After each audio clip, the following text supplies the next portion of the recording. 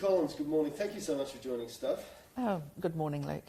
We'll start with the news du jour. The Trans-Tasman bubble, it's up and going on April 19, a bit under 2 weeks. Has the government moved quickly enough? Well, I think probably not. But look, I'm just delighted for New Zealanders, those particularly in the tourism, hospitality businesses, travel businesses, that they're going to have some income coming in now. But I'm really happy for families who will be able to meet up with their loved ones again, because so many Kiwis have got family in Australia. So I'm delighted for them. Do you think that, I couldn't help but notice around Parliament yesterday, it seemed like a psychological weight had been lifted in a way, that this was an important mental hurdle, if nothing else. I mean, how important do you think this is, I suppose, psychologically for the country to start, as a first step towards opening up and getting over COVID? Well, I think it's a very important first step, and if we can just get this going properly, it's going to, I think, lift a whole lot of fear of people in New Zealand.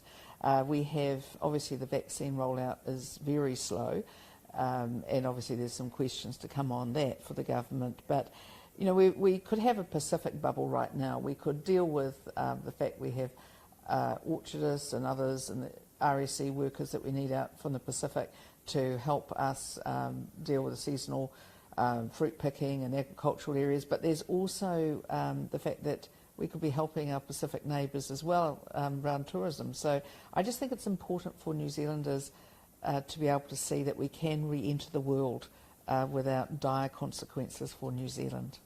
On that, I mean, the government yesterday indicated that there aren't going to be a whole lot of spare MIQ spaces as a result of this. So they said they're going to put, I think it was 500 aside for slack in case the bubble, for any outbreaks in Australia. And then they're thinking of maybe decommissioning some smaller outfits. I mean, I'd have thought one of the advantages of opening up is that you have more capacity in the system. Yeah, I thought that was disappointing, very disappointing, particularly for those migrant families where half of their families are still overseas. So these are, for people who are highly qualified, essential workers for our economy. So highly skilled engineers, IT people, scientists, people like that, who have in some cases come from a country maybe 18 months ago on the basis of a work permit and on the basis that they could bring their families over once they got themselves established. Then COVID hit. In these cases, we've got people who have been separated from their families for over 500 days. In some cases, 300 days is the sort of norm. They need those spaces in MIQ. They need those spaces that the government is saying they're just going to close.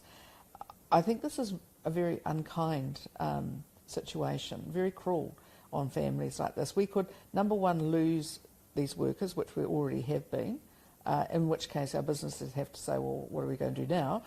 And but it's not just that, it's the fact that New Zealand has an opportunity to do the right thing by these families, and that opportunity is one which is not going to be there forever, so why don't we do it? The other thing too is if the government thinks it can just decommission some MIQ spots because they think it's not suitable, then why were they being used in the first place? And does this actually mean that some spaces were not suitable for high-risk countries and there should have been a different system for low-risk countries like Australia and others, as opposed to some countries that are already high risk or still high risk? What do you make of the emerging argument, the government's sort of been making noise about it, as have others, that with Australia stripped out of MIQ, all of a sudden the whole quarantine system becomes riskier because you might have more people from higher risk countries. I mean, surely you either have confidence in your MIQ system or you don't, right? Well, that's what we wondered yesterday when the government said that. It's like, what do you mean? What's the government mean? Does it mean that they don't have confidence in the MIQ system? And I think that's the answer is, in some cases, that's true. They don't. Otherwise, why would they be saying suddenly it all becomes a lot riskier? So there should always have been a separation between people coming from low-risk countries and high-risk countries. There should never have been merging of plane loads of people from different places. There should never have been the one-size-fits-all solution. And maybe a year in, they're starting to work it out. But I think it does bigger, does raise the question about whether or not they thought these things through properly in the first place. Government, Chris Hipkins will have some announcements to make about these matters over the next couple of weeks. Do you think that there should be serious thought given to having an allotment within MIQ for skilled workers? Well, I think it's really clear that we should be doing that. We should be also looking at, I mean, obviously for the reunification of families for these highly skilled workers who are already here.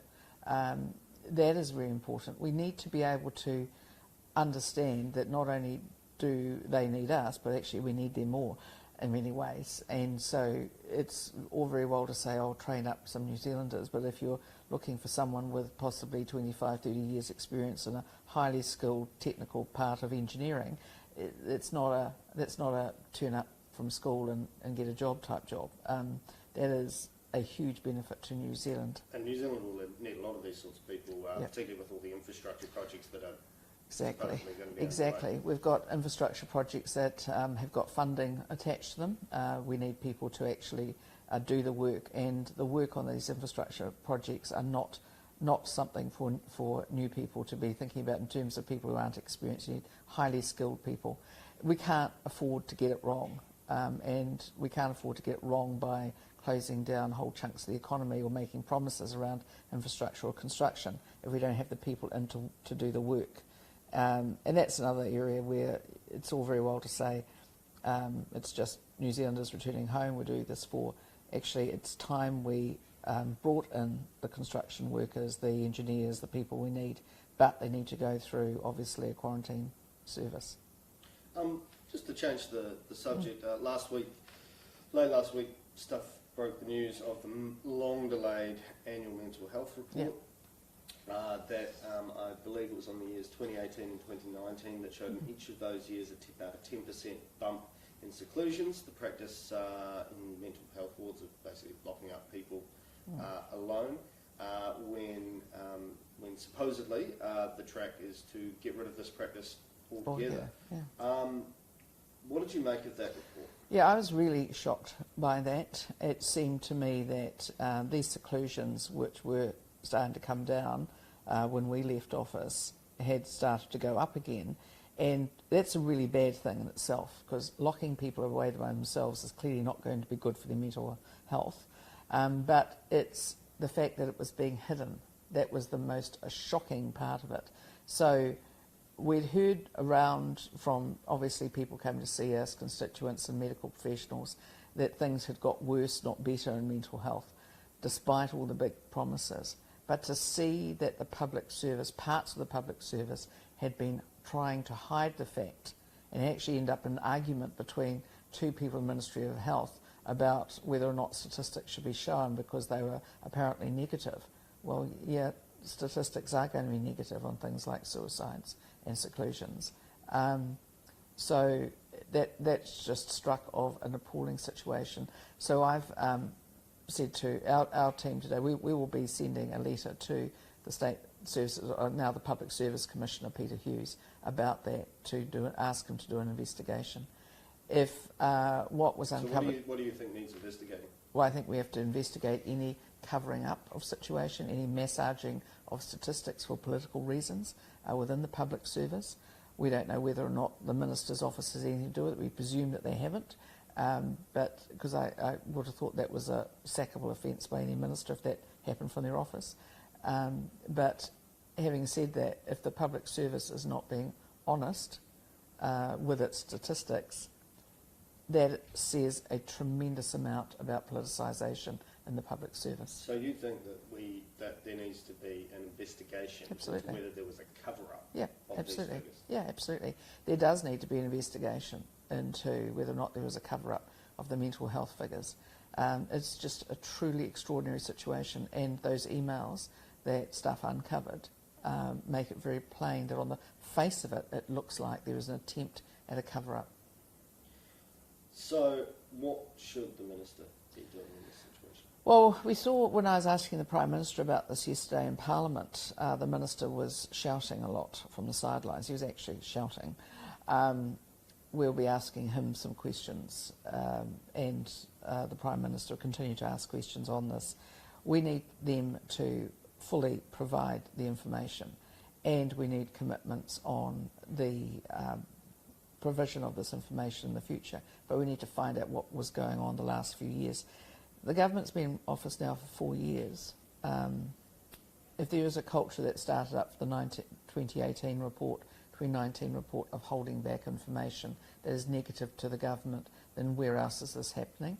But if it was that in health, and on suicides, in particular mental health, that is one of the most damning things I would have heard on a government, because as we all know, mental health is an issue right across the whole of New Zealand.